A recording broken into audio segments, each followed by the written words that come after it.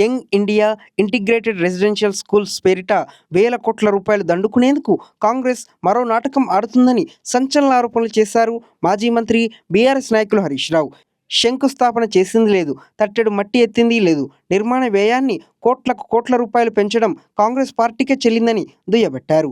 24/7/2024 నాడు ఉప ముఖ్యమంత్రి బట్టి ఆదిలాబాద్లో మాట్లాడుతూ 80 నుండి 100 కోట్ల రూపాయలతో ఇంటిగ్రేటెడ్ రెసిడెన్షియల్ స్కూల్స్ నిర్మిస్తామని ప్రకటించారని, ముఖ్యమంత్రి రేవంత్ రెడ్డి 11/10/2024 నాడు 125 కోట్ల రూపాయల వ్యయంతో రంగారెడ్డి జిల్లా షాద్నగర్ నియోజకవర్గంలో ఇంటిగ్రేటెడ్ రెసిడెన్స్ స్కూల్ నిర్మాణానికి శంకుస్థాపన చేశారని పేర్కొన్నారు.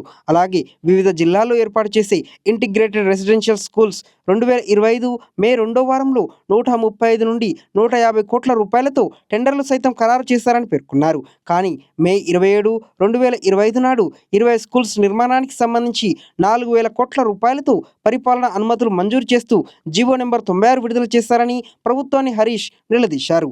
అంటే ఒక్కో స్కూల్ అంచనాలను ఏ పని మొదలు కాకుండానే దాదాపు 3 రెట్లు అంటే 200 కోట్ల రూపాయలకు పెంచారని విమర్శలు గుప్పించారు.